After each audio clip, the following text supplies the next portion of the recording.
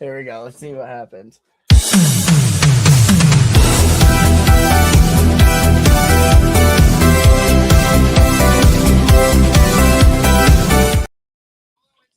GM, welcome to this week's episode of the Fantasy Top Deck Building Series. I'm your host, The Carpenter. Alongside me, as always, Big Brain Frog and the other Big Brain, Crab. Gentlemen, how are you? Jam, doing well here. How are you guys doing? Yeah, doing well. Yeah, been a pretty chilled out weekend. Yeah, I'm kind of just been watching a lot of the football nowadays, right? Like Football? Yeah, no, soccer football. Soccer football? Okay, yeah. The football that me and Crab know, right? I'm in between somewhere. All right, yeah, true. Yeah, no, I think partly because of I'm playing FDF now, so like it kind of just means that these football games mean a bit more, even though leagues that I don't really used to never watch. So yeah, no, it takes up quite a lot of my Saturdays definitely, and but yeah, otherwise pretty chill out week. Gold and silver hitting all-time highs, and BTC is not doing much, so doesn't hurt the crypto market in a way, but. I don't know if you guys saw that meme that launched a few days ago called Penguin, and it ran. Bro, I see people printed on that. It went to 250 million. I think the earliest I seen it on the Discord is 12 million. So no, definitely something I missed out on there. But let me see what it's on now, because honestly, that's insane. Like those are the sort of players that kind of turn your crypto port around, right? Like it's at 125 million right now. Yeah, and it's been a while since we've had a runner like that. Oh my god, that's insane. Like, what's it at now? If you invested like literally 5 days ago, like you would have been like 100 to 200x or something like that. But it's at 124 million market cap right now. I think a lot of these players, you kind of have to be scanning tokens literally daily to even get to any of these players. But no, it's good to see, I guess, some people winning on the TL, right, rather than everyone just posting screenshots of getting scammed by Trove, which happened last week, right? I don't know if you saw that. Yes, unfortunately, I did. Wait, what happened about Trove? You mentioned it, Crab. Oh, just that basically it was an ICO, right? And they were supposed to, I mean, two things. One is they were supposed to it was supposed to be capped, and even if it was oversubscribed, obviously send that money back. They just kept it all, and token went to zero, obviously, and yeah, no reimbursements. Funds started moving around, and oh no, crime season. So is that the Trove marketplace or no? I think that's the one that's supposed to be connected to IP trading or whatnot. Yeah, okay, Trove there's like a Trove marketplace, or yeah, token Trove is what I'm thinking of. So I had NFTs on there, and I can't find them now. So I was like, oh shit, is that it? Oh no, no, this is I think this is a UI thing. To be honest, now I think about it, like it's a pretty insane idea. Like trading collectibles, RWS equities, 10x leverage, like that just speaks that you're gonna lose money on something like that, right? Like, and the fact that there's a token on that stuff, like it did seem.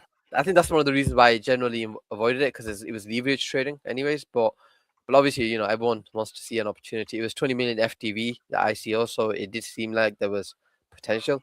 But I guess it's too good to be true, right? Like everyone invested, and no, I think only like the major calls got the refunds and some didn't. But and to be honest, whilst we're on the topic of Trove, it kind of leads into like last week's tournament, because the first day of the tournament was everyone was just posting about Trove, right? Like, which is why you saw like heroes like Damien do well initially. And that's why I was leading the first like 2 days in silver. maybe right. But like I kind of did see. I kind of did see it scamming. So like for me, it was supposed to be a bullish event, right? Like event that was supposed to lead to bullish posts and stuff, but ultimately it was beneficial for those that didn't invest, right? Because then they were dunking on people that invested into it, and it almost felt like Monday and halfway through Tuesday, I was just like, my tournament is so bad, like nothing was even happening, and something needed to change. But yeah, what were you gonna say, Carb? Oh, I just wanted to make sure, like, neither of you guys got caught in that, did you? No. Oh, I've no, been no. so busy with trying to set up this clipping bot that I haven't even been on the timeline hardly at all. So luckily I Yeah. didn't even know about it. Yeah. How did your weeks? What's Go up? ahead, HK. Yeah, I was just gonna end that, but I was close to investing. Like I had a few people ping. It was actually pinged in the many discords as well. So I had a feeling. I think a lot of people actually put registered for the ISA. But I think a lot of one of the reasons why I always never register is because UK is always banned. So by default, I kind of like get lucky with these ISOs because the UK is A just lot off the of them list, have right? been. Yeah. Yeah. You're getting geo blocked. Geo block basically, and you can't. You have to do what do you call it? The KYC. Yeah, KYC. Yeah, you have to KYC, so you can't even do that VPN stuff, right? Like everything is just blocked. But yeah, go for it. Carry on. Oh, I was just gonna say, I know that was early week for the competition. How did your weeks end up? What was there anything Poopy. that saved it, got you back on track? What's that? Go copy. Go first. Mine was crappy afterwards. Like, so I went from first, like all time high, because like a lot of my decks were doing well, so I was gonna clear like close to 0.5 ETH in rewards, and then it was like, and that was in just like I think ETH, yeah, not including like frags and stuff, but I think it was like 0.4 or something. But then I checked like the second and a half, third day, and I was like, crap. Like it literally went to like 0.05 ETH. Oh man. Yeah. Or 0.05, I mean. So even more. Oh no, okay. I was like, at least you still ended up with something. Sorry, big difference. Yeah, no. Don't mean to be laughing at you. Yeah. No, you're good. It's oh man, it lit a spark under me for the next couple of weeks though. I'm going way more aggressive, going for first.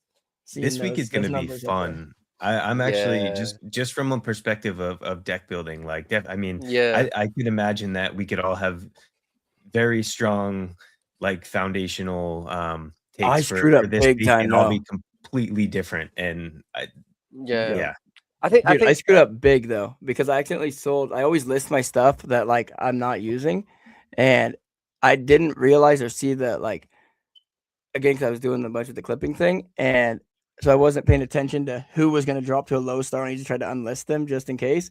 And my intern, Rare. Dude, I was so pissed. I had two of them. So pissed. Two rares. Those could be important for this week.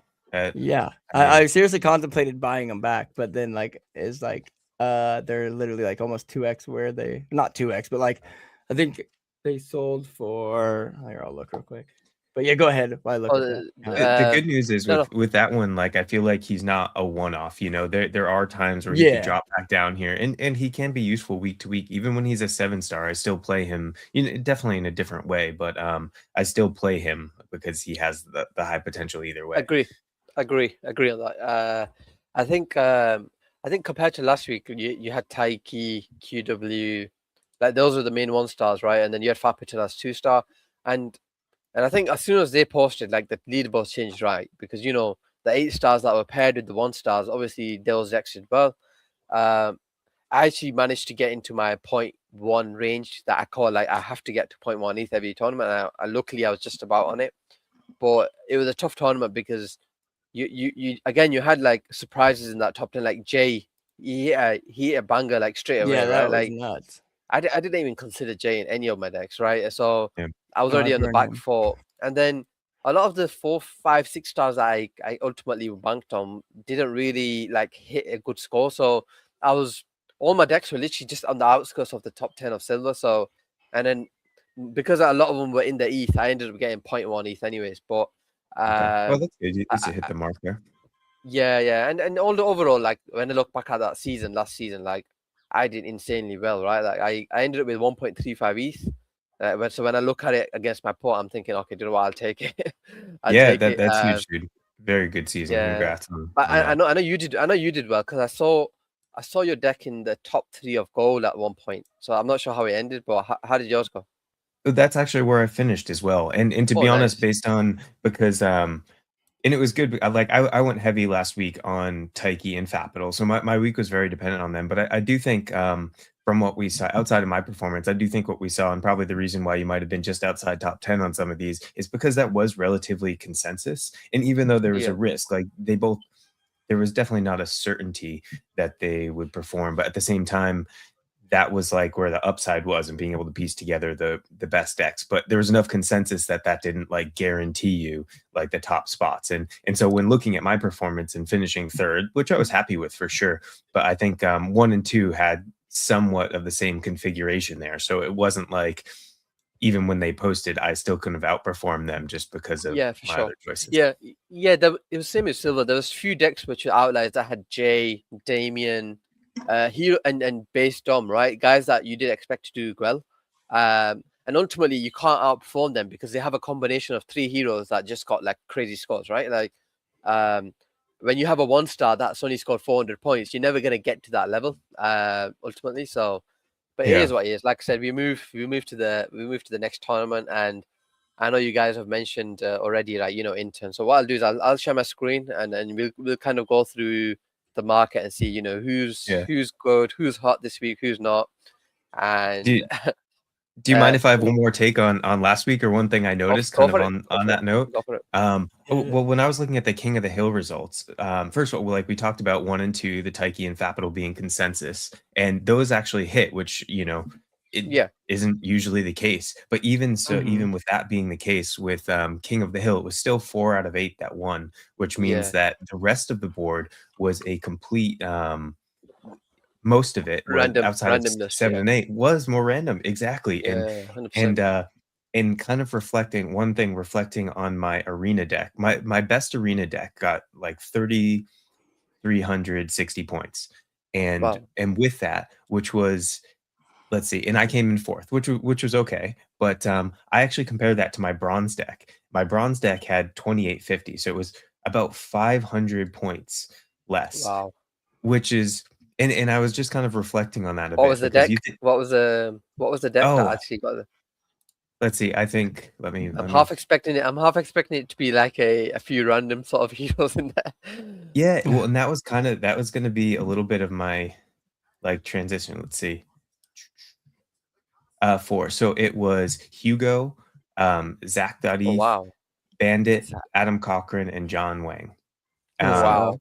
I and would so the never have thing thought is of that. exactly, and the truth is, like Adam Cochran, John Wayne, maybe like you take a flyer on Hugo sometimes, but Yeah. I guess And my Zach. takeaway was arena forces you to kind of take chance, like you have a limited amount of people to to choose, so it kind of forces you to think outside the box. Where Yeah.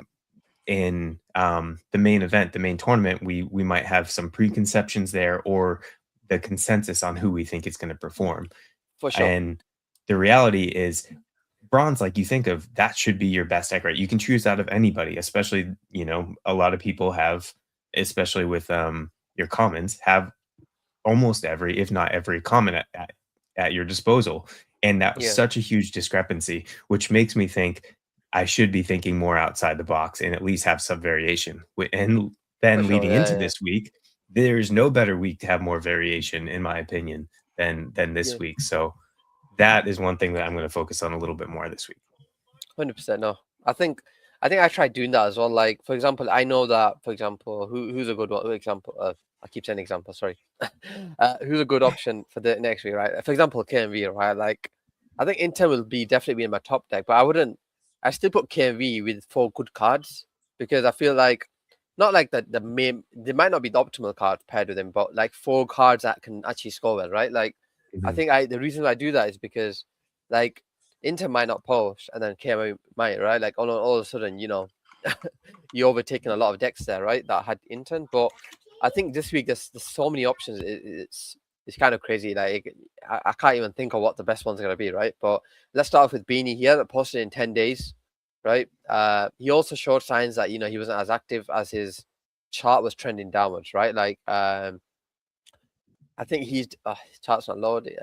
Take a few seconds, but yeah, as you can see, it's trending downwards.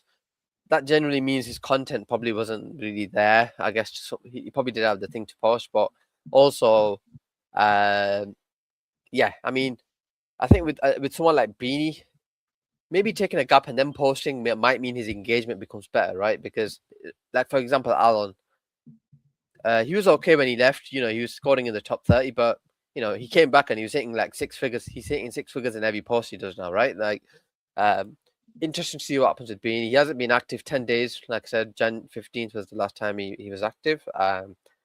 So yeah, I mean, I'm pretty sure me and you would consider him Crab, right? Like, because you know, he kind of seems like the 2-star to pick, right? But especially if we get like some sort of range break. I mean, again, like I won't bank on him because of the period of time, but I will definitely take a chance on some decks because he loves to be bearish. And if we get something like a range break to the downside, or I'm surprised he didn't like go in on Trove or something. Trove, Go in, I don't mean invest, I mean dunk or talk about the downsides, because I feel like when he gets on a bearish roll, he will like keep going. he will really go for it. Just on Guru, he liked one of my posts about claiming hero rewards, right? Which is ironic, right? I didn't tag him though, so he must have but he just followed me, so he must have seen it on the TL that, you know, heroes can claim their rewards. He liked the post. I still don't think he's gonna post because the market's looking pretty choppy again. I don't know if you've seen the BTC chart, but it looks so ugly. Like there's no pattern. It's just like someone is messing around with the chart right now. Like, so I definitely don't think. Well, I won't say definite because there's always a chance, right? But yeah, Guru, he still seems to be a fake. Makesy, the interesting thing is he did his strategy. Unfortunately, he posted on the Thursday. One post he did, which meant he's not a 1-star now, even though he took a break last week. He's a 2. That's wild. In my article, I posted that prior week he did say he's thinking to experiment. So I'll probably play him because I just feel like he did it post 1 week. Surely he has enough to post about the next week. But I don't think he's a must play or any like close to being a must play this week, just because it's not with intern as a 1. Yeah, intern as a 1, right? Like 1-star less, and then the ceiling isn't the same. And one thing to know is I did buy my intern, by the way. I bought him back.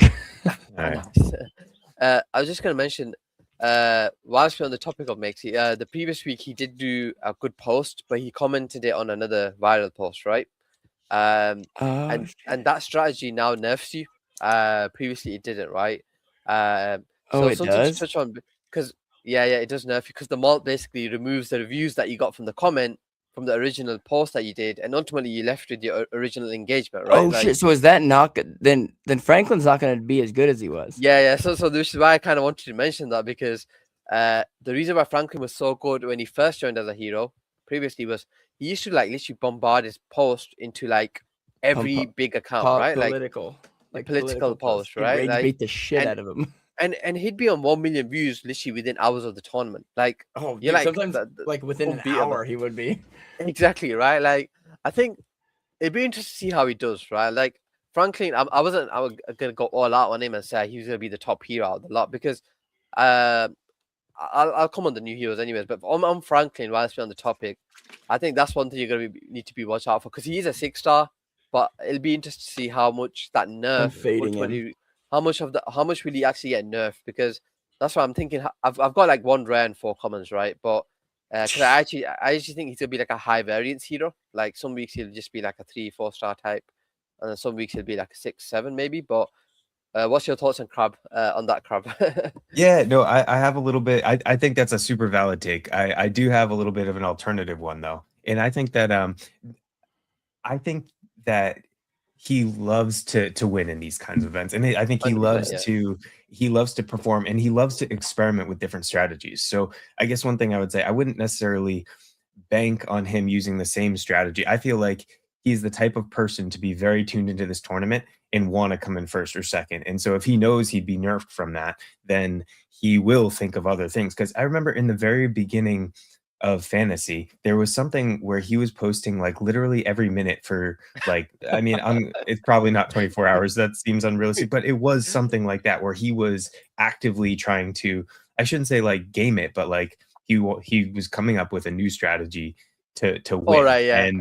And so So I don't want to bet against him because I feel like he might come up with something different, and I would bet on him. In fact, for King of the Hill this week, I'm putting him as my 6-star. I definitely think you could end up being very right. There's no doubt about it. But I guess I just want to bet on him as a person, a creator, and someone that likes to win. Yeah, no, 100%. I think the reason why I ultimately bought is because I felt like the fantasy community would be behind him. Because he's one of the heroes that most people like, and I do feel there's potential because if you've got a low follower count, like you just need to hit a decent post and ultimately you're in the 700 points range, right? Like he's got everything going for him. The reason why I mentioned the commenting thing is just don't expect him to be that 1.2 million views to count, basically, right? Because I think if you look at his second to last post, it's got 1.2 million views. Straight away you think, okay, he can get 1.2 million views every tournament, right? But the thing is, those sort of posts will get nerfed. That doesn't mean he can't get a top 6-star, because I mean he can easily get 800 points if he hits a solid post. And he's an affiliate with Pump.fun. He's he invested in the ISO round with them at 250 million. So he's kind of got that affiliate there. There's other ways to get engagement other than just commenting on other people's posts. I thought I'd mention that because I did notice Makesy got nerfed ultimately for doing that. So let's see. I am happy to. Go on. Oh, I was just gonna say I'm happy to see him back in the lineup. Just on a personal note, I love. Yeah, I'm glad to have him back in the game, especially after his account was what. Do we even know why that happened? I'm not sure, but I think it's awesome that he worked back up in building the account, and now he's back. And yeah, that's awesome. And also welcome Walls to the tournament as well. I know he's been waiting a long time for that. Guys, can you? I'm just gonna quickly get the door. Can you, Crab? Can you just talk about the road there, the DCF issue and all that stuff? Yeah. Oh, actually, I'm not aware of the DCF issue. Yeah, me either. Okay. So I might skip that one. I'll let you come back to it, but I can work on some 3-stars. Yeah. All right. Let's see. Do you want to change the screen real quick? Yeah. I forget. Here you go. My King of the Hill here. Yeah, I gotta get you admin roles in this sucker now.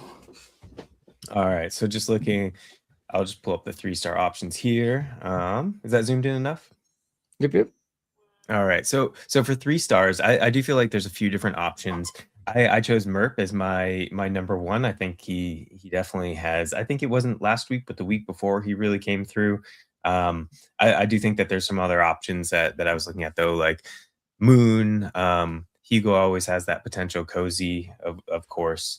Not necessarily one glaring option, but Merp was my choice there. What did you think on this selection here?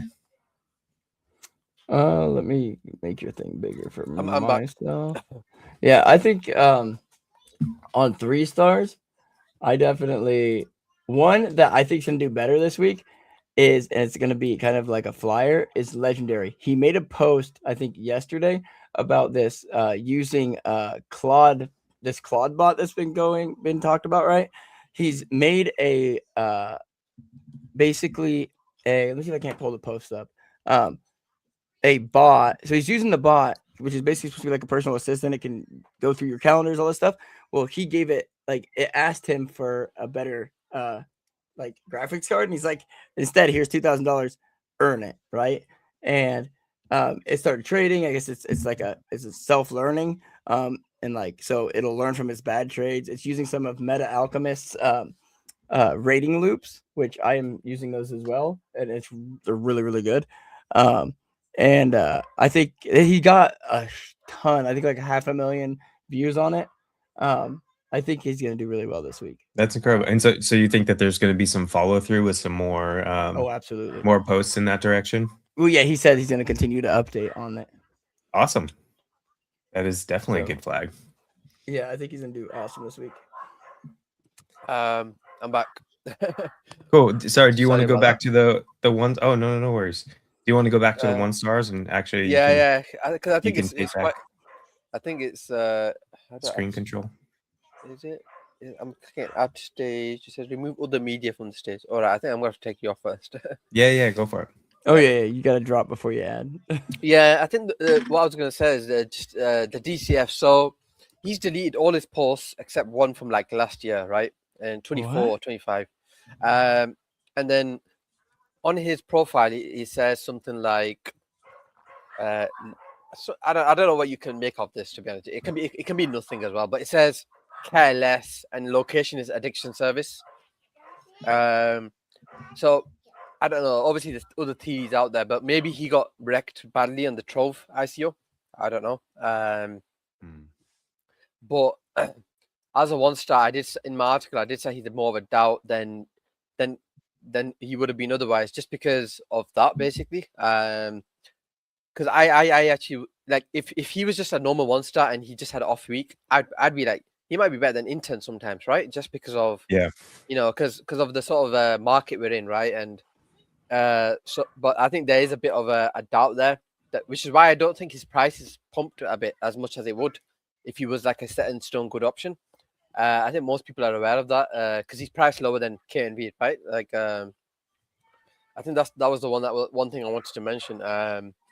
The DCF. Thank you for letting me know. That truly, that went completely under my radar. And so you think he's not going to be a very good one, or he is? No. I think don't just go all out on him, like DCF in every deck. I think even I will play him in a good deck, right? Because I think he can still post. But I think like don't ruin your whole tournament, if he doesn't post. You get what I mean? Like, like play maybe have a few decks, one with Intern only, one with DCF only, just so that in case DCF does come through. And now I think about it, if he hasn't posted for 10 days and something did happen, his next post might actually be one that does well, right? Like like an explainer. Yeah, explain as to what happened, or even, I mean, nothing might have happened, right? But ironically, that's a gamble. Yeah, exactly, right. But I think DCF, I do feel like if nothing happened, then why would all his posts be deleted? And it kind of just seems like, like if all your posts aren't visible, like something. I know what happens is when you get suspended and you can't get reinstated.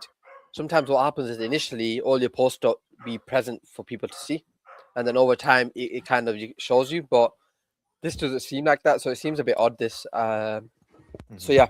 But like I said, I'm still waiting to see if he posts or not. But for now, like I said, I'm sticking with Intern as my top pick this week, and I don't think I can change my opinion. That I did skip Honey.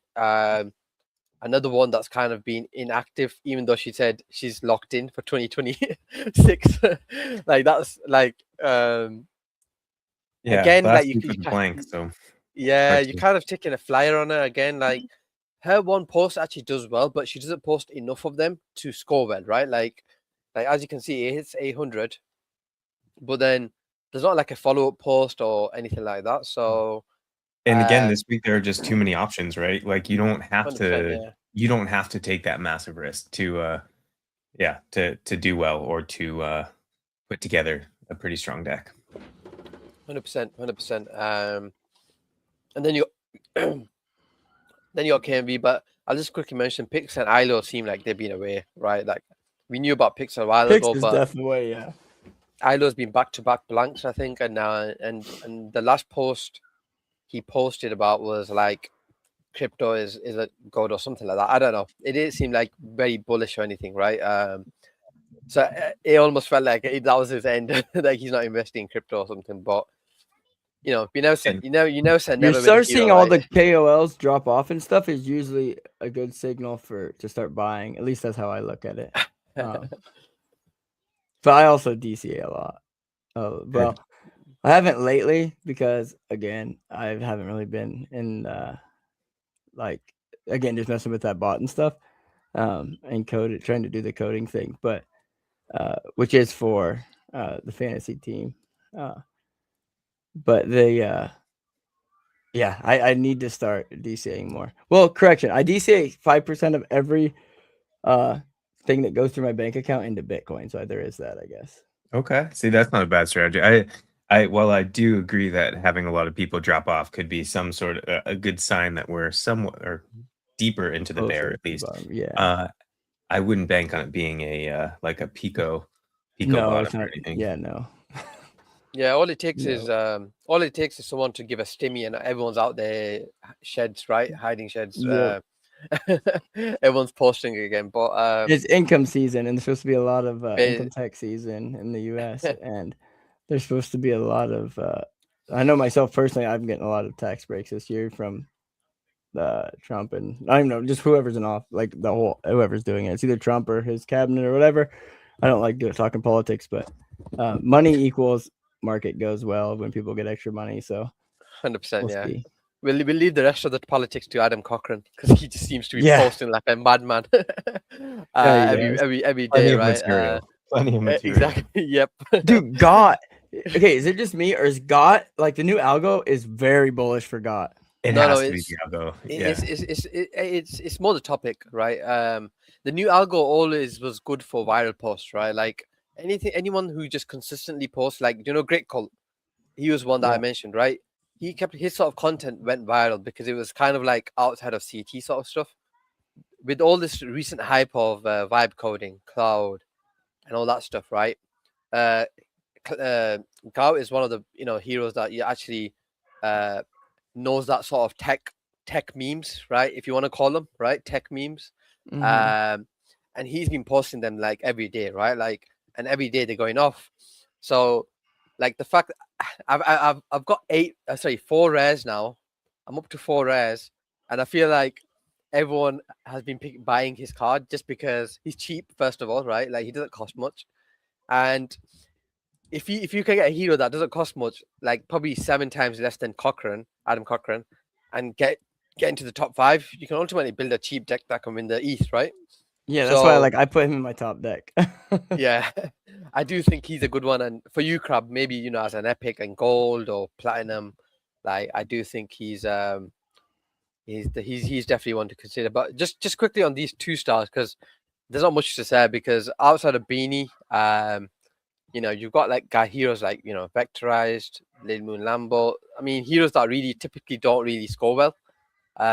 One thing to note is if you've got a Doombug card, most likely if she doesn't continue posting, she'll likely be a 1-2 star the following week. So don't sell it into the current bids, right? Like just because she might not be the best 5-star. So that's something that very easy to do just because you might not use the card, but you have to think the following week, if there's not many good 1 or 2 star options and she's one of them, you've got to keep the card, right? So I thought I'd just say that because I know a lot of the time people just they'll pick the nice shiny 5-star and they'll burn the other cards or even sell them. But and also on Doombug too, I think that there has been a drastic difference since around the beginning of the year. And so even if she has an off week or 2, I think she's starting to develop a little more consistency where I expect that she might be around more, as opposed to at the end of last year she was just MIA for weeks, months, where it was hard to trust. So it's an off week doesn't make me want to give up on her or anything. No, 100%. And now we're on to the 3 stars, and I know you guys are discussing it. I heard Crab mention Merp. He did have that top 5 performance like in 1 or 2 weeks ago, right?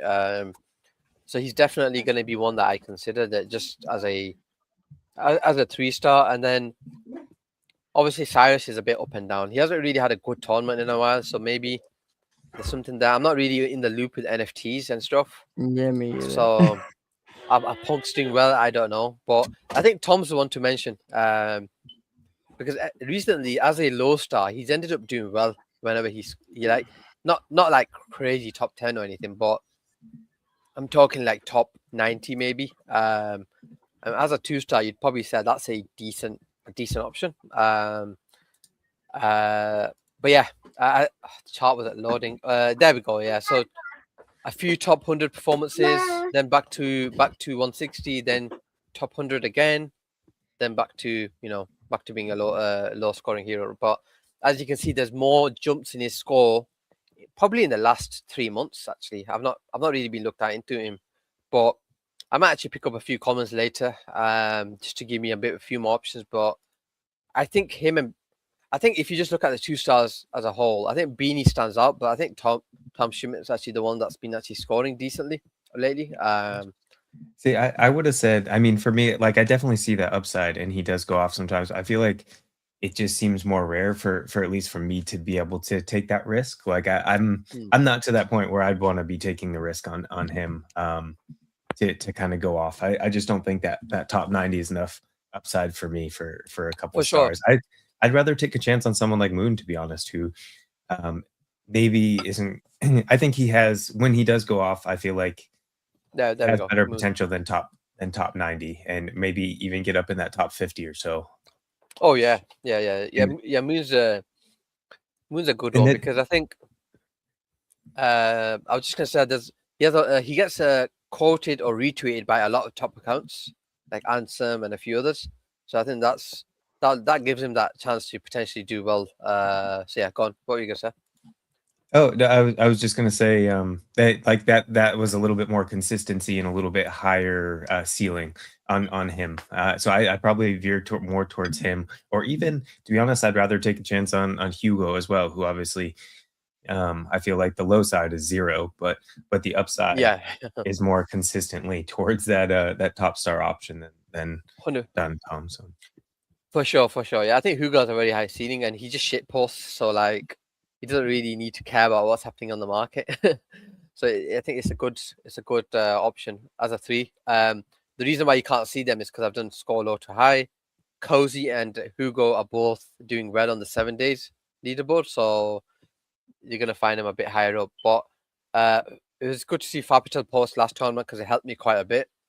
Although he's probably gonna be back down next tournament, so he's another one like Doomberg Bug. Like if he doesn't do well in the tournament, there's no reason to sell his card because the next week he'll be like a 2-3 star again, right? And most likely one of the top options in that category. So he's another one that you probably want to just hold on to, even if he doesn't do well.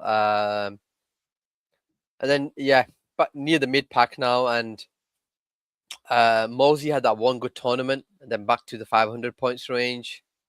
Hart always has a high ceiling. You got Walls as well, and something that Walls mentioned was he's obviously part of that Tensor, or I don't know how to say it, or that project that he's promoting lately. It's related to Telegram, Info File, or something like that. So he did say that takes a lot of his time. So it'd be interesting to see how he ranks. But like I had a look at the 24-hour chart yesterday just to see how, and he actually hit a good post, right? And if he's online, you don't know what will run at the time. So I do think I will consider Walls in the first week, especially because he's a new hero, first time. I do feel there's potential there. But like I don't think there's a clear core option because what you have in the mid pack is Unipix at 4 and Fejao at 4, right? He's mine. Fejao is definitely my top pick. Unipieces being my secondary option there. But I do think and the reason I think Fejao is a little bit. Let me pull up his. Here, I'll bring you up real quick. In previous weeks. Oh, gotcha. I think I was on the wrong tab there. In previous weeks, I think he had more been falling off in recent tournaments. However, I do think that the 24-hour has started to pick up again. I think that there was just this little gap, and I think that since this tells me that he's a little bit more back, and I'm willing to take a big bet on him this week. So he's my top 4 option as well. And I will say, like, Unipieces has definitely fallen off and hasn't had the same, because I have his Epic as well. Sure. So I play him every tournament in at least some sort of competitive deck, and he really just I remember he used to be like top 5 for like almost every tournament for so long, and he obviously has fallen off as of recent. That means the potential's still there. Just I'm not counting on him to be like top 10 or anything.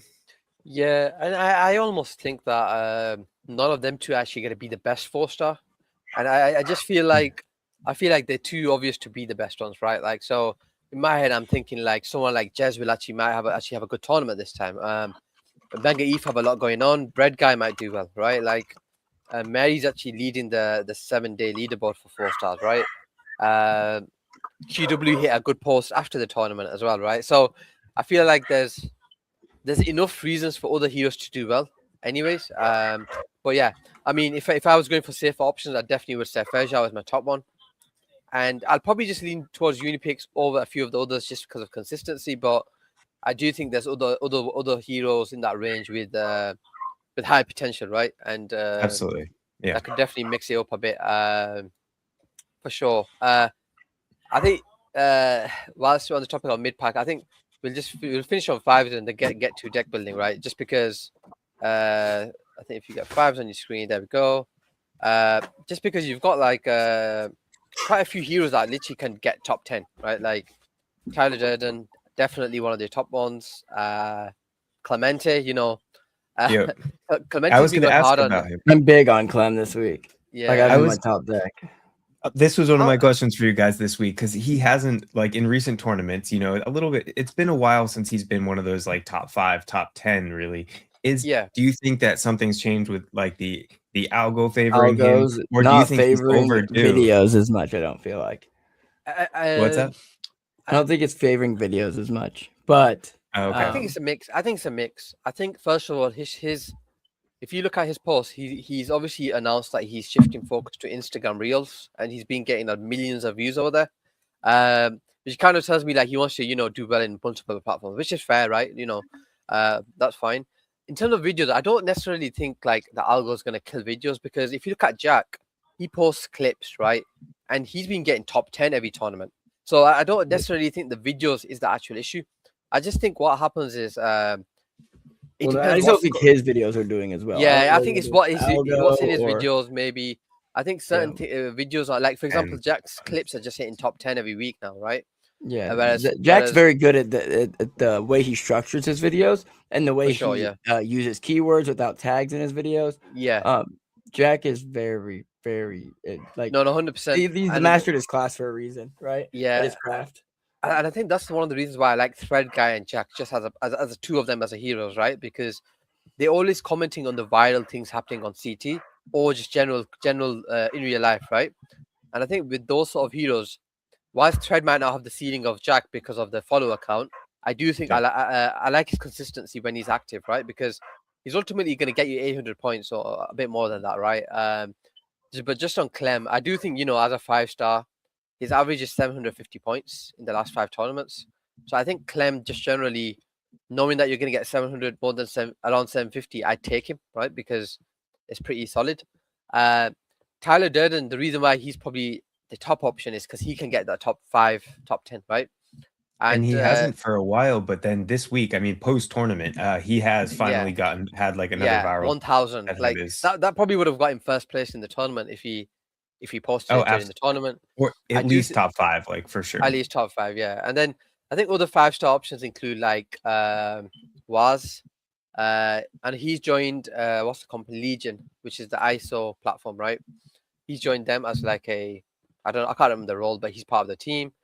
You've obviously got Rectober, who's off private now, and Trading Axe, but I'm not sure what the ceiling on them two is, just because of recent Rectober's been on and off private lately, and Trading Axe hasn't really had a good tournament, like as in a top tournament.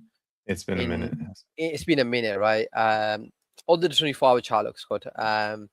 So I would say it's between Clem and Tyler, I'd like to say, but what one hero if you stroll down on one of the heroes and go to Delta XBT, because I think as she's a new hero, it's probably worth, Delta XBT. Where? That one, that is. Middle. There we go. I actually don't know a lot, or if anything, about Delta. So I think out of the new heroes, Delta, I would say, has, like, just based off what I know from past posts, is Delta probably has the most potential as a one that could actually score high, right? I looked back up until early January. She had, in 1 week, she had multiple 6-figure posts, which probably could get you top 10 in any tournament, right? Given her follow account. So that shows to me like she's like a, you know, like Heart the hero. Yeah. Similar to Heart, like similar followers account. Both can go viral.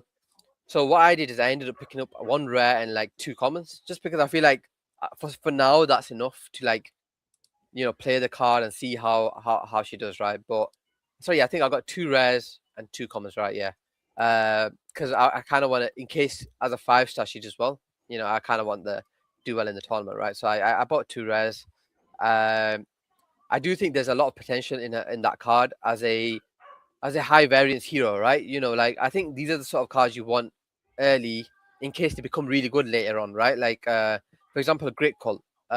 He was literally like money a floor, and then obviously he started. But I think with Delta, like because I know there's potential, I definitely think I'd rather own the cards now than later on. I think that's a very strong argument, and especially considering just the price on them, the risk isn't that high to take right now, and now you have those rares and those commons, which are for silver and bronze, which you try to compete in every single week. You kind of lock that in, so regardless, yeah, high upside, low downside. For sure. Yeah, I think we've pretty much gone through like the main sort of stories / cards for next week's tournament, right?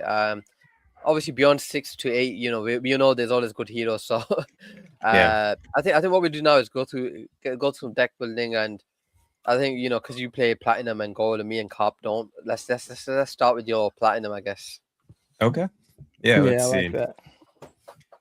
All right, let me reel this in. How's that in terms of zoom? Let me check it. Is that okay? It looks good. Looks good for me, yeah. Okay. So let's see. So I have built a couple decks to this point. Okay. This is the backup deck. I'll get rid of this for the moment. This was actually, I want to take a look at gold real quick and see which one I favored here. Okay, it looks like I did try to put my best foot forward in gold here first. Put Makes my sense. Adam Cochrane, my Mert here. I had talked about before, just Fishal being my top pick. Intern at a 1-star feels like a lock to me, and by a lock, I don't mean he'll definitely perform. He could blank, but in terms of the best upside, especially allowing me to be able to put my Adam, my Mert, and other 4-stars in here, like. To me, that was the biggest lock in terms of risk reward. So that, and of course, Unipiece is here. But did you guys have any thoughts based on some of the heroes we talked about and the opportunities about anything to switch up for this? Honestly, unless you have Greg or someone better than Mert as an epic, I would say that's your best deck. Like I can't argue against that deck because Mert gets you top 15 any tournament. Cochrane's a top 1, top 2. The only deck that I can see possibly beat that is something like if Gout does better than Mert, right? Or like a Greg does better than Cochrane, sort of thing. Do you get what I mean? Like I feel like absolutely. You've almost got like a guaranteed. I mean, there's never a guarantee, right? But I think the only question on that deck is will Unipix and Fejao combination outperform any 7-1 combination or even 5-3, right? Like you don't. But I think on paper you kind of have to go with that just because you've got the option there. And I probably would go with Unipix and Fejao in one deck as a 4-star, right? Because they never really 4-stars usually, so you'd like to think they outperform a lot of lower star heroes, right? So I fully expect Fejao to be back to a 7-star next week, just based on recent activity and kind of breaking that non-hosting spell. Then I think it's a good one because I think when you think about 7-1 combination for that 8-star that you got there, I think if the 1-star doesn't do that well, you're ultimately left a bit crippled in terms of your potential, right? But with Unipix and Fejao, at least there's potential for both to get top 30, right? And one thing to note, and one thing you did say about Unipix was obviously that his ceiling hasn't been great of late. But one thing to know is memes are actually quite flying right now, especially led by Penguin. So maybe there's more engagement on his post. So maybe he does post about Penguin, right? Like, and everyone just engages with him. So I do think with the memes doing well and Alon like being fully backing like every meme that's flying on that's been launched on Pump Fun, I do think a potential Alon at 7 is probably interesting as well. To be honest, to me, I do think he can get top 5. For some reason, I thought it was 8. Alon's 7. Right. Alon 7, yeah, Alon 7. And so the thing is, actually, if I had him as a 7 as an epic, I might very well replace my Mert with that to give me an extra star, and then instead of Unipieces, try to plug in Clem or Tyler, exactly 100%. As a rare, and I actually feel like because I do think Alon does have higher upside than Mert, even though Mert definitely has consistency on his side, but for higher upside, and then a 5-star could actually be a pretty big difference than unit pieces. I think with Alon, his engagement is just insane. Like his post 19 hours ago, 500,000 views. Like it's like, how can you, like, you just have to play him. Do you know what I mean? Like it's ultimately 0.09. Let's see. Yeah, is it worth it? I don't know. I wouldn't, like, at that price, given that he was a floor, like it's hard for me to convince you to buy him, to be honest. But as like having him as a rare option, I don't mind, just because maybe the cost is a bit less. But yeah, how don't you buy him if you know he's going to be the difference maker to a deck that's not complete?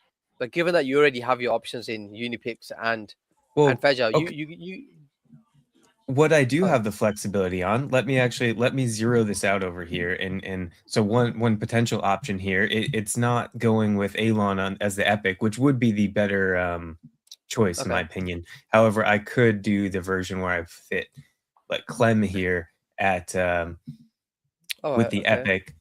Oh, did it just? And then Alon as a rare, interesting. Yeah. Yes, and then I could put that combination here. So that's a potential.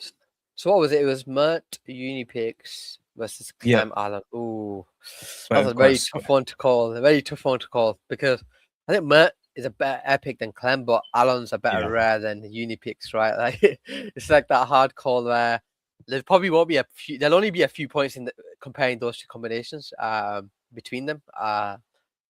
Yeah, very tough one to call. And ultimately, like I think Mert's gonna get you 1,700, right, at least as a epic, and then if Unipix has the potential to get the top 20, whereas Clem potentially might not get you the top, like that 1,700. He might get 1,500, which means Alon has to do, your rare has to do more of the legwork, which is harder.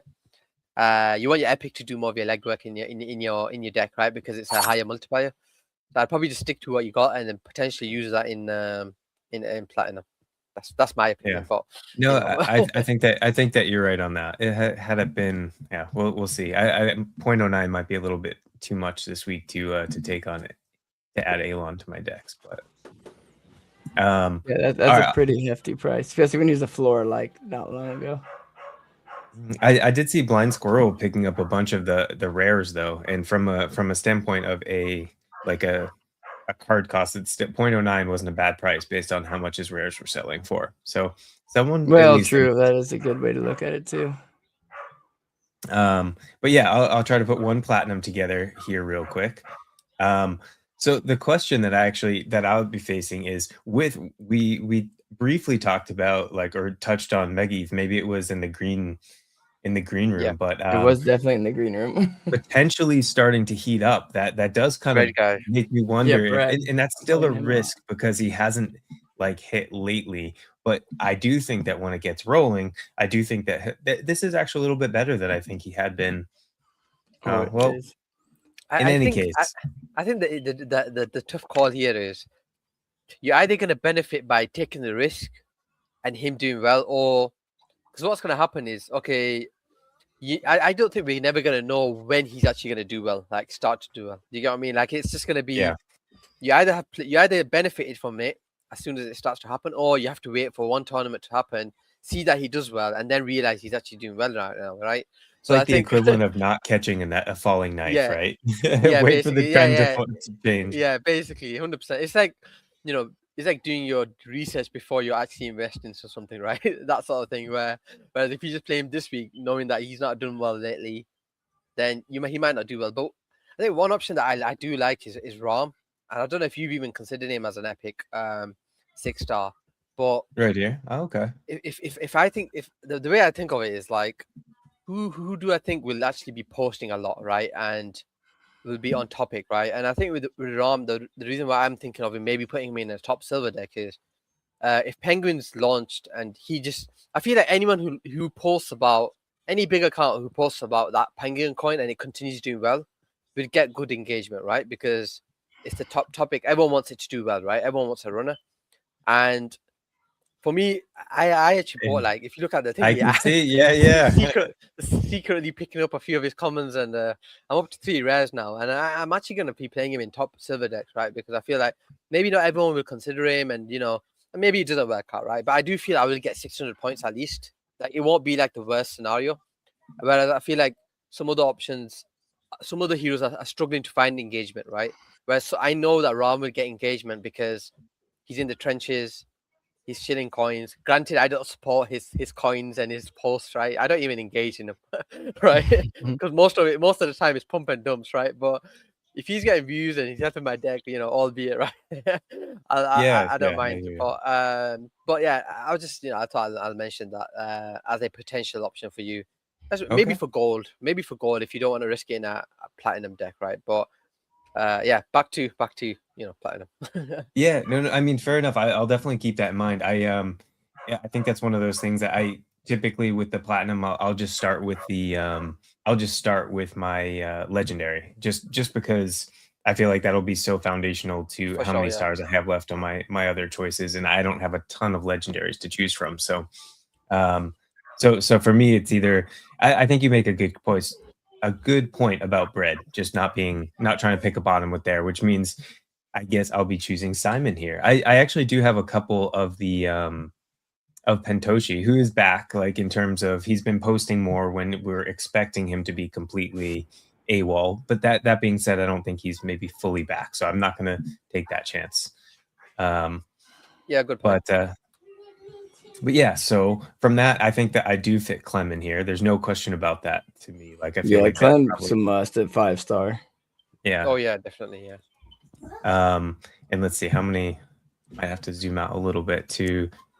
All right, 16 stars left. What do you think about a rare? Is there any obvious rare here that?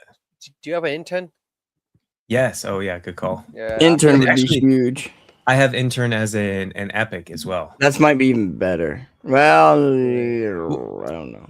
Interestingly, like, I think one thing that you'll struggle with is there'll be so many because Gout high supply, Cochrane high supply, intern high supply. I'm pretty sure there's multiple legendaries for each of them, right? Like the top heroes like Gout and Cochrane. I think one of the reasons I'd be almost tempted to play Clem intern in gold and rock with that and see what you'd I see what you're saying. You have the advantage of having 2 low star, like Clem's not low star but 5-1. You literally have relatively he's low for Clem. You literally have 19 stars to pick from. Like you can literally probably throw in a Cochrane rare and a like literally all the top rares here, right? And just benefit like Alon if you want, right? Alon rare. That's 7, 6. Now what? 12 left. So an average of 6. But I mean, Tyler could be a good one. Yep. Like and then you got 7. CRG versus WoW. I like CRG for what you have. Because what's dip this week? And the other option. And so I think this is a pretty solid. I'm pretty happy with that in general. I think the other that's a solid deck. I'll be betting on you in the prediction market again. Is gold? I didn't see gold. Oh, I don't know if it is. It might not be this week. I saw platinum out there. And I'll just open up. I won't rebuild over here. Actually, it looks like I'll have to rebuild when it comes to it. That DCF I didn't flag, but that is what I put together for one of my silver decks. But I will go back to the drawing board and filter DCF out for my top one on that. Yeah, to be honest, like in silver, like I auto completed on the Thursday a few decks, and it put DCF and intern in every deck, right? Like you got there, right? Yeah. But I'm definitely gonna have to go back into the drawing board and see what's like more optimal. What I'll do is I'll share my screen because I've got like a few combinations that potentially people can consider for silver, right? It sounds good. Over to you. Can you see my screen? Or it needs to be zoomed in a bit more? That's good. Right there. Is that better? Mm-hmm. Okay, I'm just gonna full screen so I can see properly. Okay, yeah. So I think I literally have the same deck as you, like that top one. That's the same one, right? Like Kate, RWLK, Cochrane, I think, or you and Lucas. I can't remember, but. I think I had Lucas, but yeah, basically the same thing, right? So this was just autocomplete, and what I did is it literally put intern, Cochrane wherever it could, and yeah, Flynn, there, a rare Flynn. Yeah, Asfling just because of Freestyle. his recent averages, right? Now I have 3 common interns and 2 rares, right? So I think when I start building my silver decks, I'm just gonna spam with intern until I have any cards left, right? So I'll be playing 5 decks, ultimate strong decks. Now, one thing I do like about RWLK is he's no longer just a high variance sort of hero, right? He's literally been He's a top 8-star. hero. He's been 7-8-star for the last 5 tournaments, and his lowest score has been 880 in them 5 tournaments. He's a beast. Like that's He his is. top 10 hero, right? Pure top 10, right? Like, and he plays like I've seen him sweep a lot of cards lately. And in my head, I'm just thinking he just wants to keep winning every week, right? He's one of the heroes that actually loves playing core tournaments, right? So, again, I definitely think he's a good 8-star option. Go on. I think so too. And also, like, when you actually look at his content, I think his content is hilarious, and he's just consistently like on his game. Like, when you read his content and he's just in the consistency, you know, it's not a one-off. He has a good sense of humor and creativity, I think, and it's just like every post. I think he nails it. Yeah, 100%. And he's probably the best at what he does, right? In terms of that, just purely doing memes and hitting literally on almost most of them, right? Like, he just knows when to time a good post related to the market, and that's very hard. But yeah, DCF I'll probably have to reconsider and potentially go down this route, right? Where I have Unipix and Fejal, right? I definitely will consider a deck like this, but I'm struggling with 6 stars because you could do 5/5 there, like, or put AZ Flynn. Yeah, that's tough.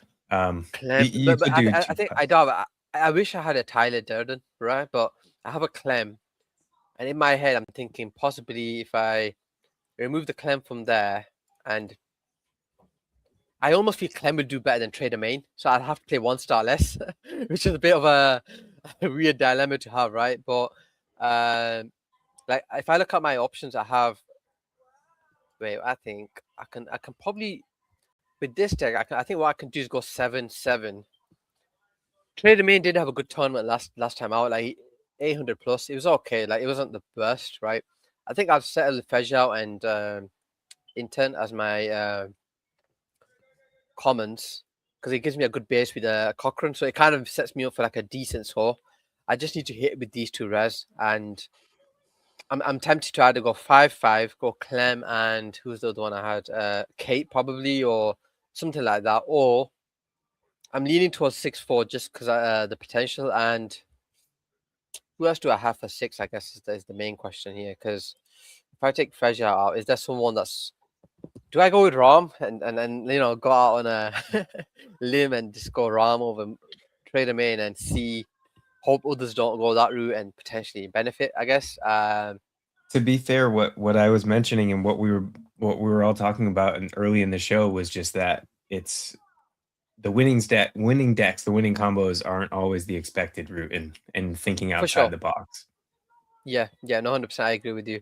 I think now I look back at it. I think I'm gonna go Vaz and Clem as my 2 5s in this deck.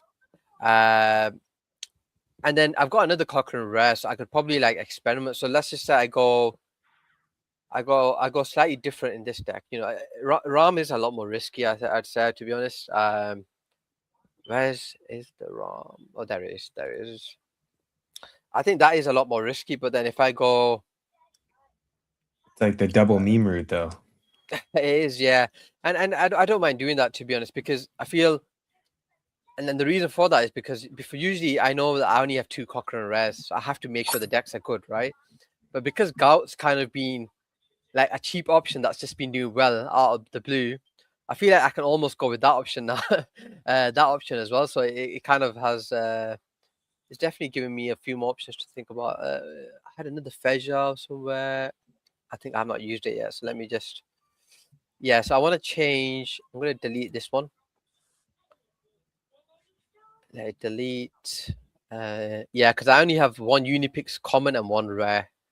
What do you guys think of just playing no 1 stars and going fully like 4-4-5-5-5 sort of thing? I think that there's enough options, and while I think we're all pretty bullish on playing Intern, I do think that it can't be on every deck, right? Because the Yeah, reality is he could also blank, and there are so many good options in that 4 and 5 range. You can definitely put a strong deck. I'm almost tempted to do something like this, but I do 7. No, not Alan. Who are the options now? So Clem 5, right? First Feja, sorry, Waz, and then go Kate, right? Like, oh, you do have one extra. Do you have a 6 in there? Oh, 5 no, left. 5, Yeah. 5 left. Kate, even Rectober is a good option, but I would go Kate safe because I know Kate's not gonna. I think with Kate the issue is I think we saw them 900 performances, and we kind of just thought she's gonna hit again, but she kind of dropped, right? And that's 2 back to where she probably was usually, right? But what's the 24-hour chart that look like though? The 24-hour chart's hitting 900 twice after the tournament, so I think it's not that her engagement's just dropped. I think because she posts so much, it just depends on what hits at the time, right? And given that the tournament goes on for like 3.5 days roughly, right? I mean, it's 3 days in hours, but it covers like half of the week. I feel like the probability of her hitting, like, let's say 800 points or 750, it's pretty decent, right? I'd say there's a good chance she does that. Especially, and if we think about that from the, like, she's hit 2 strong posts since the tournament ended. And granted, that's 4 days. Like, it's relatively a similar period. So I mean, you put those 2 posts in the. Yes, I would have confidence in her. Is where I was going. Yeah, no, 100%. And I think if I go now to and I think what I'll do with my next deck is probably go Intern Rare this time.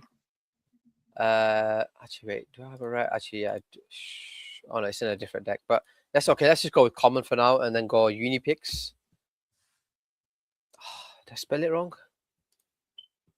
I think that's right. They possibly just. I've used my Unipix. Sorry. So right. So I think what I'll have to do now is go Intern.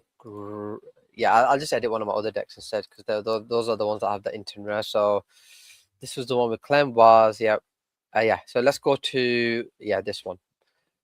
And because I still have another Cochrane to play, right? And I kind of feel it's a no-brainer to play in a top deck every week.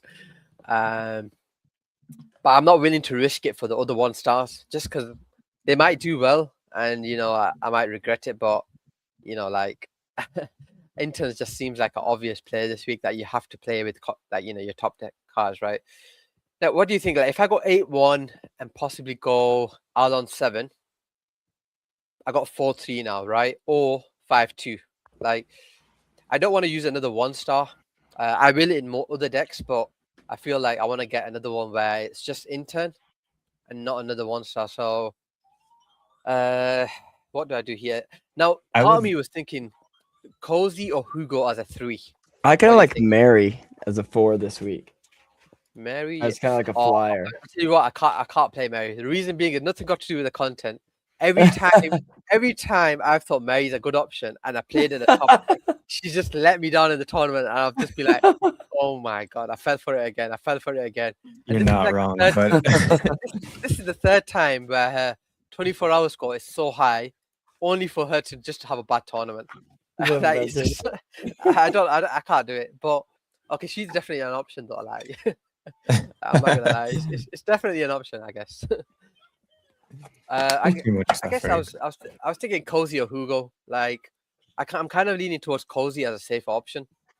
See, I was gonna go risky. I mean, I guess same reasoning but different choice, just being on the other side of it. Yeah, I guess I've played it safe in my other 2 decks. Do I just go like Hugo and say, like, because I don't like the 2-stars. Like, I'm being honest here, like the 2-stars this week, I'm not really a fan of. Like Beanie, Tom Schmidt, like it just doesn't.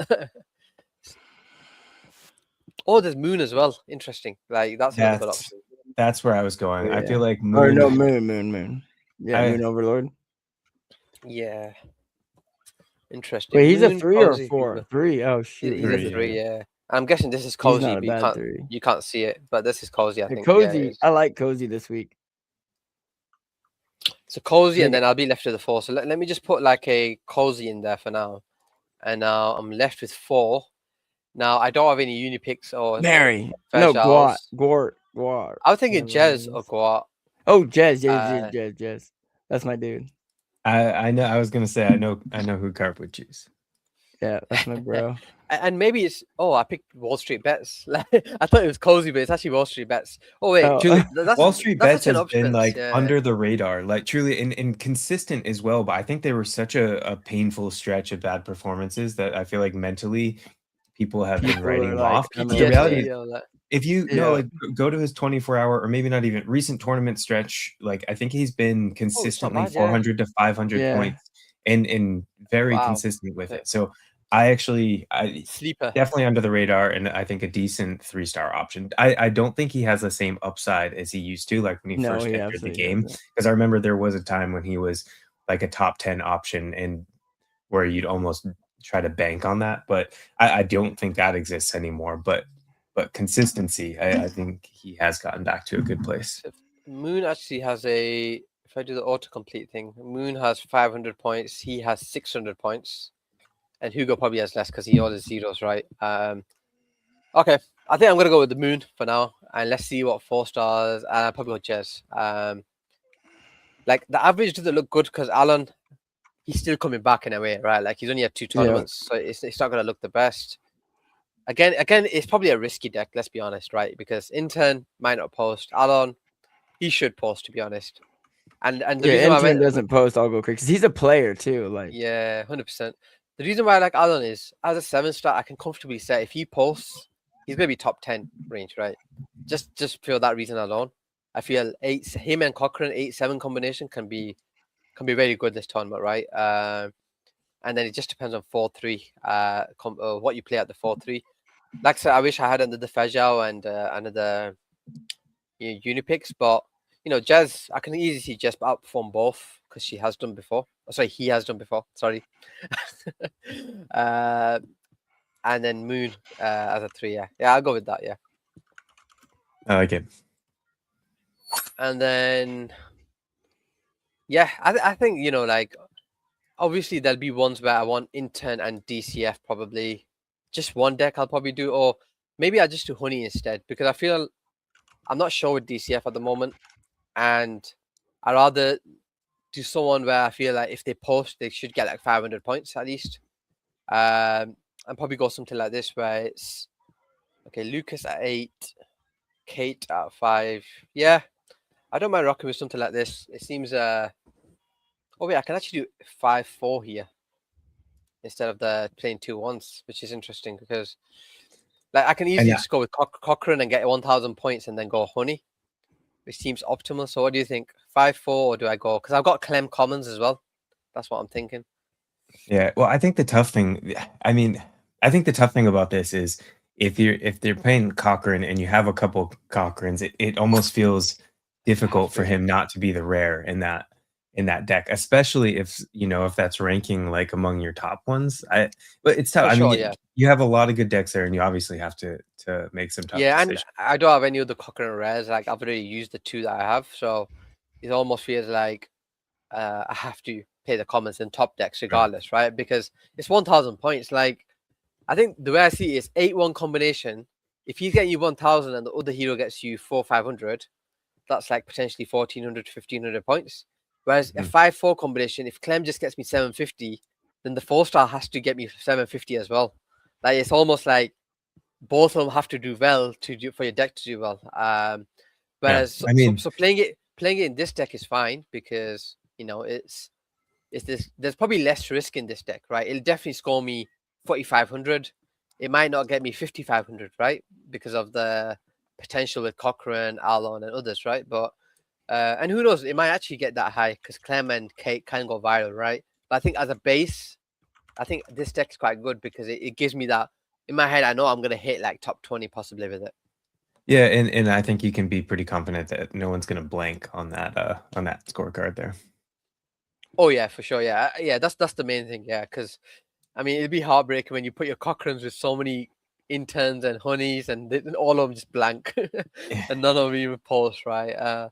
And to be honest, like the market's not looking good at the moment. Like other than them just being nice heroes and posting for us, I feel like the heroes that do memes, they're okay because they get the stimmy from Elon and they can just continue posting, right, and then going viral. Whereas bullish on memes and geopolitical posters, bearish on market posters. Yeah, for example, like you could probably throw in so many Lucases and like maybe I do change this because I think your point is right. Like your 8-star common is not as good as an 8-star rare, so maybe I go RWLK, Lucas, or even Gout, and go. I would go, yeah. That probably has more. I mean, this is the same deck that you have, but DCF and Honey swapped, right? I think, actually, you're right. I think it is. I would, if I disagreed with that, I'd have to check myself, I guess. Yeah, but I mean, I do think Cochrane probably outperforms one of those two, but I can actually see both of them, because they're meme posters and they often go viral, so it's like you can't really go against that.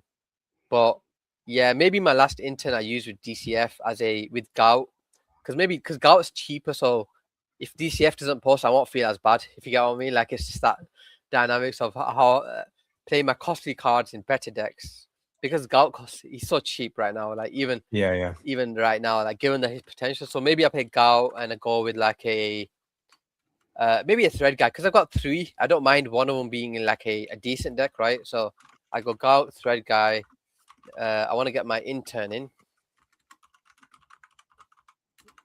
I'm pretty sure I have one left. I'm like hoping as I see that. There we go. Okay.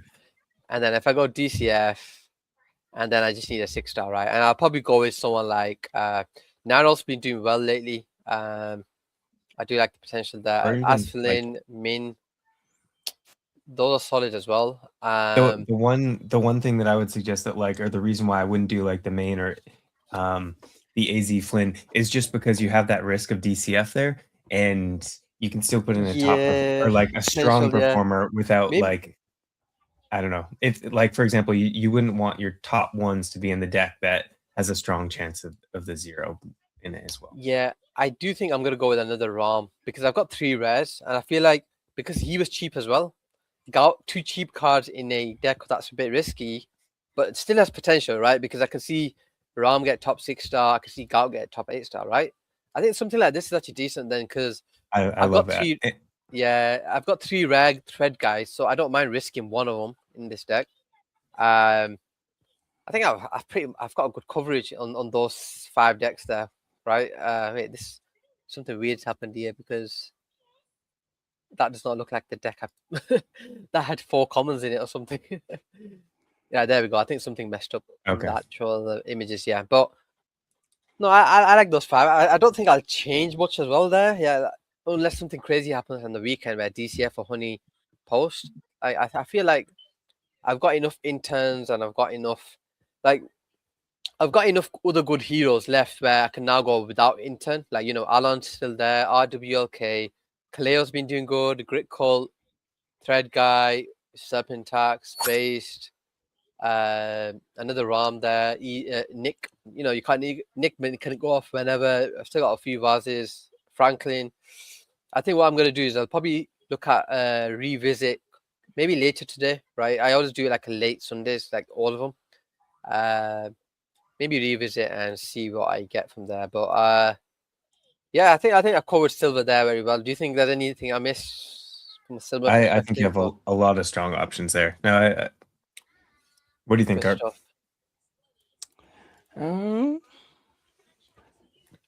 Wait, hold on. What was the question? I was reading a comment. Oh, my bad. No, he was just talking about his silver decks and just general coverage or anything missing there. Oh, yeah. Again, so I touched on Legendary earlier when we were touching through. I'm looking through his post, and I really think he's my number 1 3-star this week. I'm actually going to change it in my. The reason why I couldn't find any cozies was because I put them all in my bronze, like every single one. But one thing, because you mentioned about Legendary, like I do think like recently flyer decks have been doing well, right? The ones that people say autocomplete, like So let's just say I get Mhm. legendary, and we'll see how this deck does, right? Anyways, but I don't actually have any legendaries, but I'll probably buy anyways. But like I can probably do a deck that's probably more of a flyer, but might do well. So let's just say Tom, right? Because these are the sort of decks that have been winning bronze lately. I don't know if you've noticed, but it's just decks that you'd never think that you'd put them cards together. Like, okay, let's go for Mary, right? Because I know she's kind of been destroying me in Silver Lady whenever I play her. But let's go Mary there. Now I've got little lower stakes here. Yeah, 100%. And then who go at 3? You probably say, why not, right? Max risk. All right. We're getting for it. I'm really risking it here, but yeah. So now I'm probably going to shift to. Okay, I don't want to go the 1-star route because I feel Intern's still going to be optimal there. So I'm feeling like if I go 5 stars, what options do I have? Do you have a Tyler for a common? I don't, but I do have Trading Axe, Rectober. I got another Doombug there. Despite her not doing well in the last 7 days, could still be a decent option, right? Evans. I wouldn't mind her as like a risk here, but I think like I won't be playing. I'll throw her in some decks that don't mean a whole great deal, but I'll wait to like max play her and when she's a little bit lower stars. Yeah, and this is the sort of deck that you wouldn't mind playing her as a 5-star, right? Because you think, oh, okay, I've got max risk.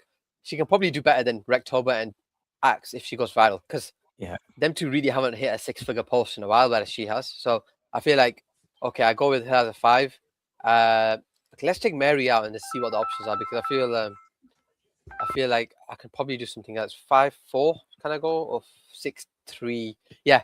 Let's just say I go for a 6-star. Who are the top 6 stars this week? You got Trader Main, Jakey, Horse. Well, if we're going for broke, Franklin would be the right. Okay. zero I or like zero or hero option if we're doing max risk here. Yeah, I like the option actually. I like it, and I kind of want to pick.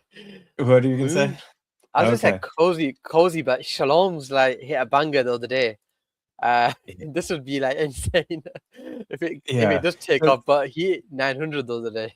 It's either that or like if this is truly the zero or hero deck, I feel like AP would like really. Oh right, no, that's a good option. Just like I'm actually gonna play that and see how it does, because I feel like I love it. I feel like I in bronze anyways. I feel I don't mind being a bit more like risky, because I feel like silver's like my main source of ETH, let's just say, right? Like win ETH winnings, but every now and then I always get like a bronze deck in the top 50 somehow. But and if I don't mind that. If we're being honest, like you're not really risking anything, any of those cards. 100%. Like it's not like you're playing any of your top options that like, if I don't play him here, there's no risk to just. And the thing is, like, one thing I don't like, for example, let's say I play Intern, right? Sorry, let's say I play another 1-star. I don't think I can compete with any decks that have Intern, right? So I'd rather play ones that don't have 1-star and hope the 3s and 2s just do better than the 1-stars, right?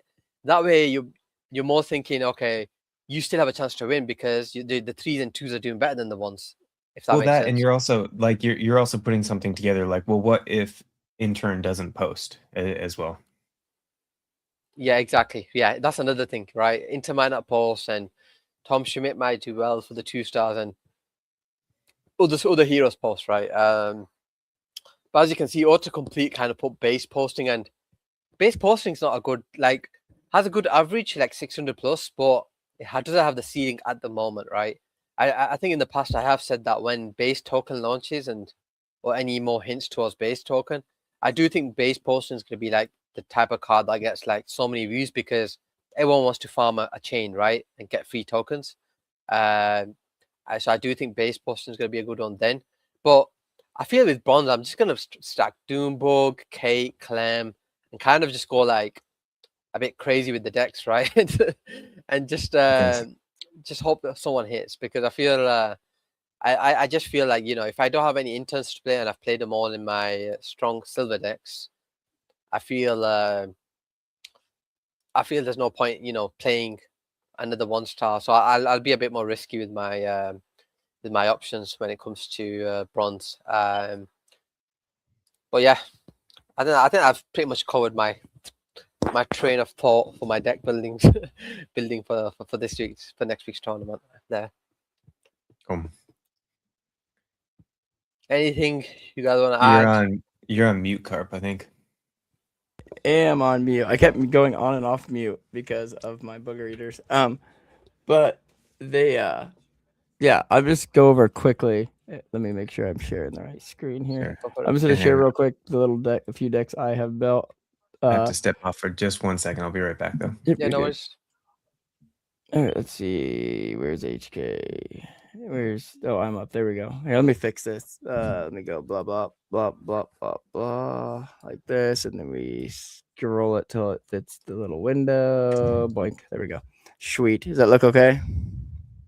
Yep. Good. All right. Bet. Competition. I've got 4 decks in so far. This one is where'd it go? This one is the one I really think's gonna do well. Ooh, that's a nice deck. That. This one here.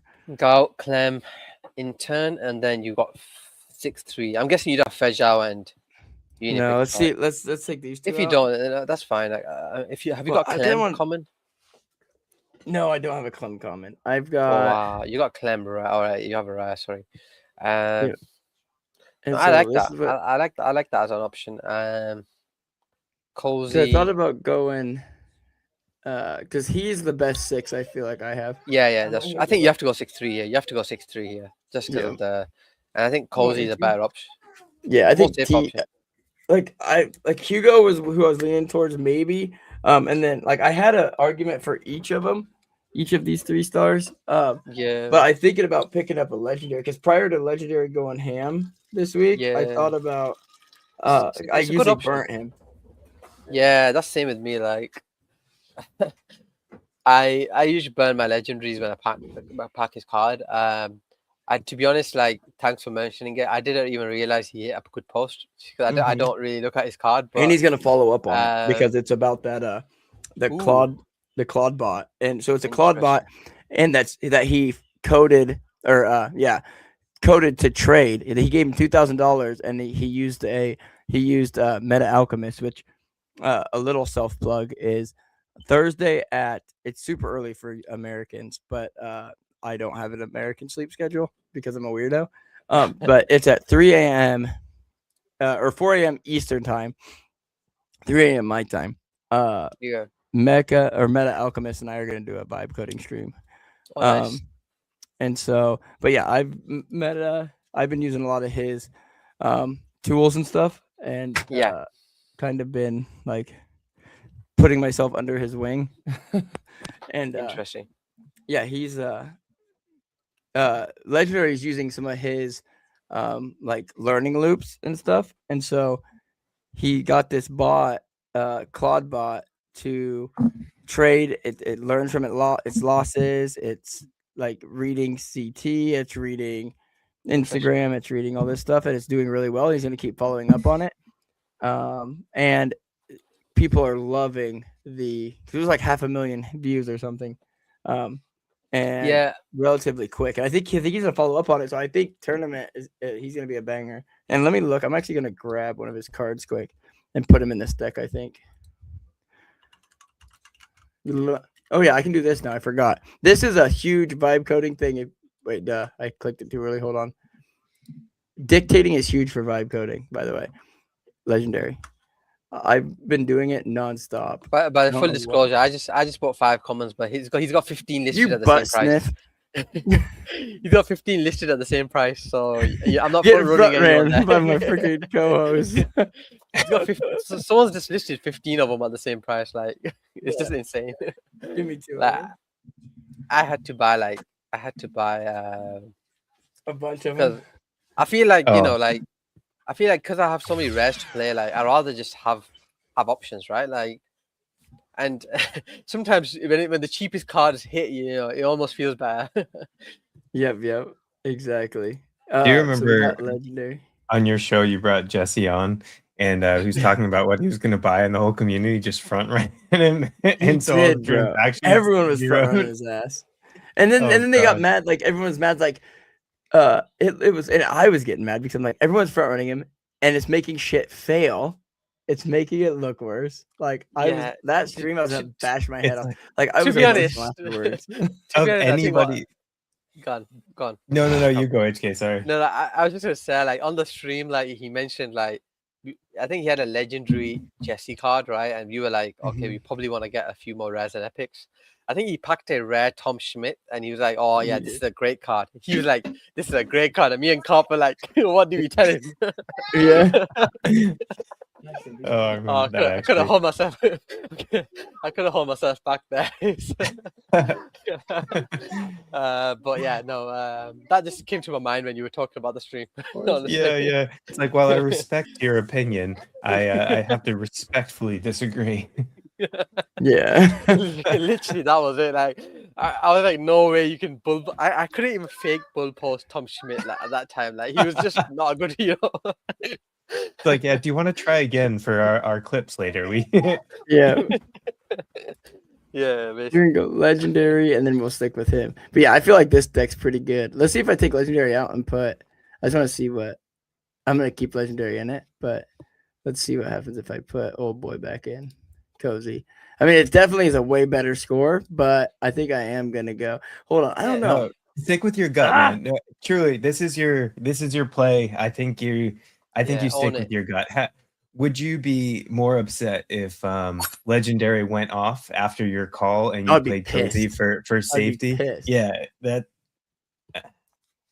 I'd have to like go on stream and do something to like punish myself. I don't know, like try and do a backflip and break my arm or something. I don't know. It almost reminds me of you know when on stream I mentioned Nader as like a good option, and he ended up flying the next week. Did you not play him that week? I didn't even play him in a top deck, and in my head I was like, "Bro's calling." Like that's like I couldn't. It was almost like I couldn't convince myself to like play him, even though I knew what was gonna happen. So yeah, it kind of feels like that just now. Yeah, dude. So this is another deck I feel like could do really well. Thank you, handsome. You want to come on? You always come on towards the end of streams. Yeah. So this is another deck I feel like it's pretty good. I'll be honest, it auto completed and then I messed. I cleaned it up a bit. Yeah. So, only thing I thought about doing was taking him out. Oh, you want to watch? You go Cozy. You can go Cozy. But I wanted to take. I was gonna go Calm and Cozy. I was gonna take someone else coming out. Yeah, I'd go that. I'd go with a better rare. I think here. I can't get it up. Here, I'll do it after stream. My son's, yeah, he's a little carpenter himself. He likes to take apart his brother's crib and then put it back together. We're trying to get this screw out for it. There we go. There's a screw out. Sammy has a force I didn't really think of, to be honest, but Sammy's a good force, so that's who I kind of wanted to get in there and then go like this. Boom. But actually, I'm leaving a star on the table, so I think we take ICO out and we see what we can get for a 7-star. I would say Stowe as a 7-star is a decent option if he's off private. Who is? Which he is. Stowe or CBB. I like. I don't know if you've seen his engagement, but Stowe's actually a good card when he's off private. Like a really good card.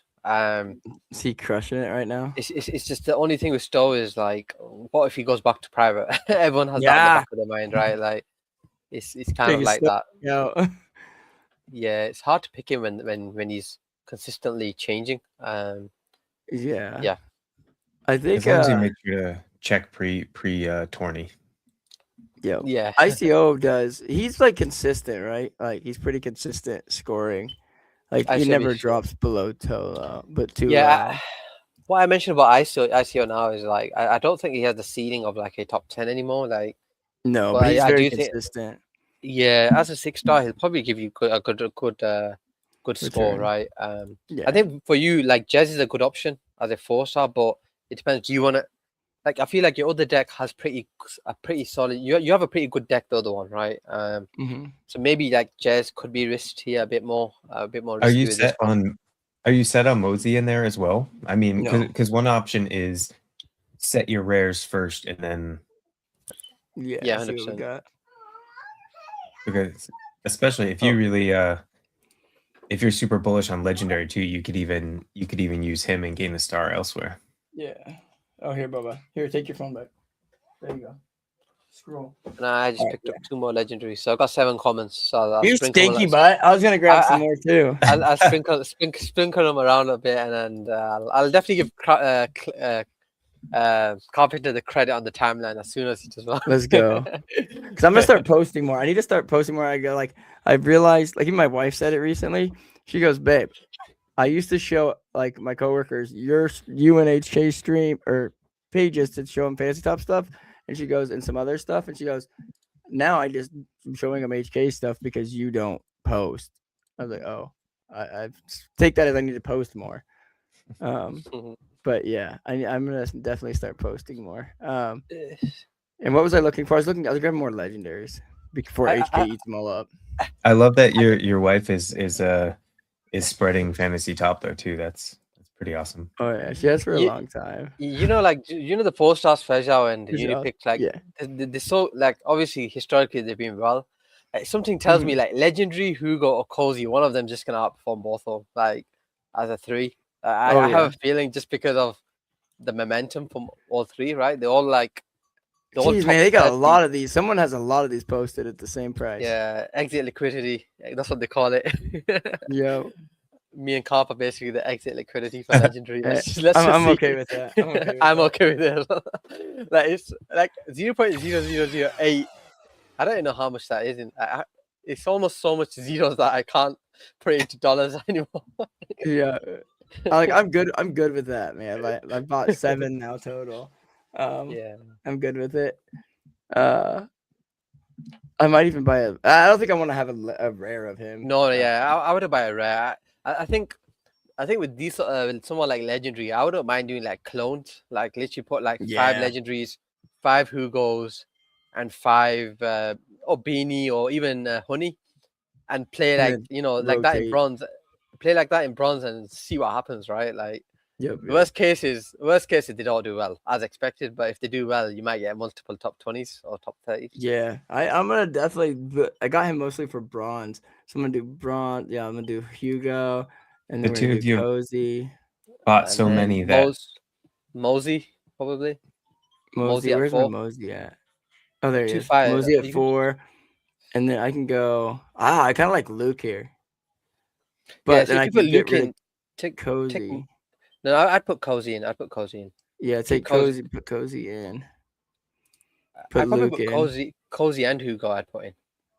And Hugo, because then you can go 2 5s. That's the only thing I'm thinking. Yeah. Yeah, but we definitely want legendary in there. All right. Yeah. That's what I bought him for.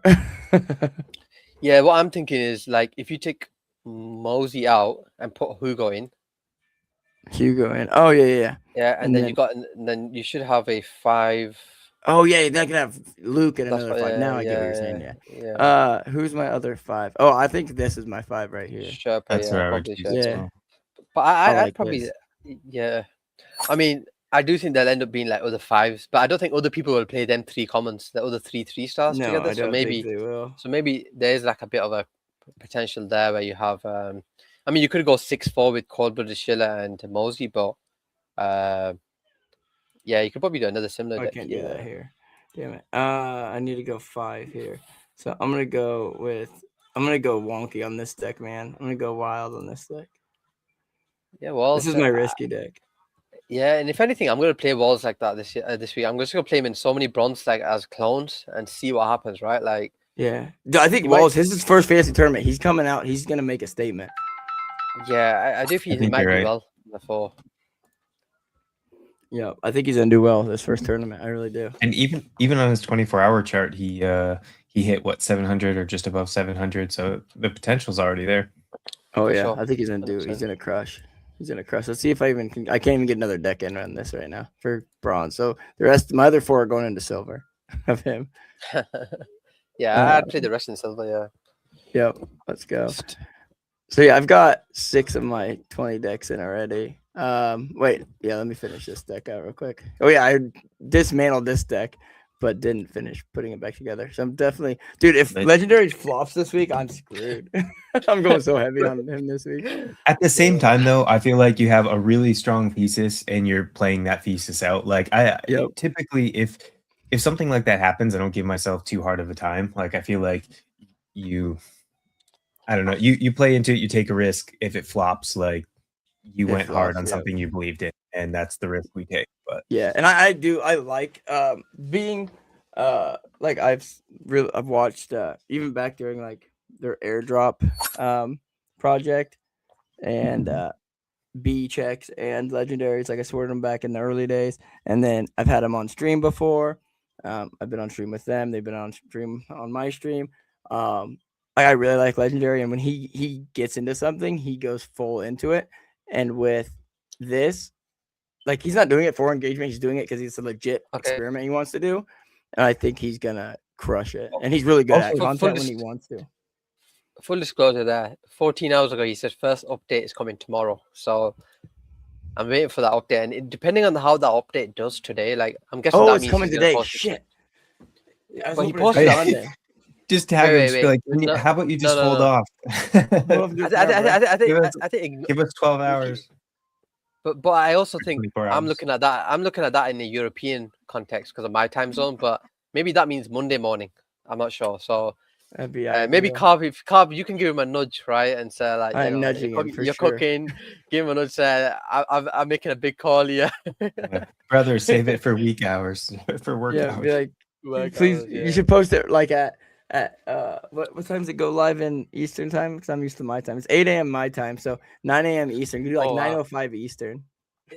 It's nice to see like other people's sweeps. I know some people are watching the show. Like Arcanicus has just swept 3 commons. And then he actually, even before your last sweep, he got a rare as well.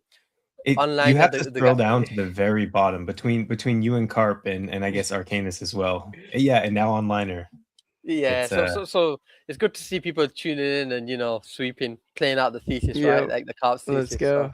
So it probably makes it more interesting to see how it goes. But I do think some people probably ignore it just because they think it's a floor card and we're burning it, but we're not actually burning it, everyone. We're actually gonna use this card in our deck. Exactly. Like I'm definitely I'm gonna put the clipping bot to a test today. I'm at the point of I scrapped it, dude. I had one file which I need to get on with especially Ucrab to see what the best way is to scrub my computer from an old vibe coded project to get it all off. But I scrapped it because I didn't have the right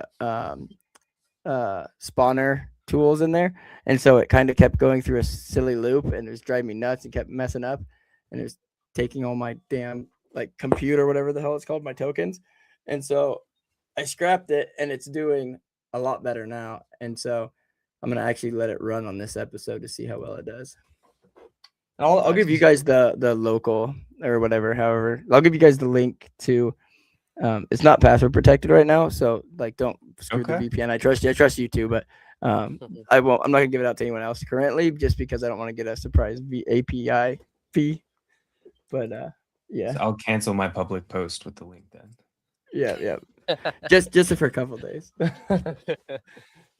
Nice. Yeah, I think we've covered. I think we've got a good range. Yeah, I like how we kind of covered a lot of what could happen next week, right? And yeah, it's good that we ended it on that legendary call because like I like the bold plays and the ones that not many expect to happen, right? And as a king of the hill, like I might even consider legendary as a 3-star, right? But yeah, no, interesting picks, and let's hope we all do well in next week's tournament. Dude, I just did a random deck and it put legendary, and that's a sign, bro. That's a sign. Yeah, there we go. Like legendary, Sammy. Like let's roll back AI season virtuals, right? Yeah, baby. That's it. Well, and the thing is, like AI is cooking right now, so it's kind of like when you think about it in hindsight. Yeah. Also, I think the one thing that I guess edges me into believing your call is the fact that like legendary in the past he's never had a high ceiling, not once, and then finally however this has actually been the first post I've ever seen of his that's kind of pushed it to that next level, and it just I guess shares that he's onto something, especially if he's following up, which is confirmed. So that's where my belief in your call comes from. Yeah, I'm excited about this call, and I'm glad like I caught it super early in the morning. Like I was just reading his, like I cleaned up like who I have noties on for, and it's like him, Sammy, the boys, and then like no like big projects or anything. And so like I was just going through and I was reading his. I was like, oh man, he's got like, because I seen in his thing, he's like in his like subtweet of it, or not subtweet, but his comment of it underneath it. He's like, man, you guys must really. He's like, you guys really like AI trading, or like an autonomous trading or whatever. Agents or whatever. So I looked, I was like, oh crap, there's like a 500,000. No wonder, yeah, they do like this. And then so I wrote it on my whiteboard to talk about it on the show. But yeah, definitely a good episode, guys. Yep.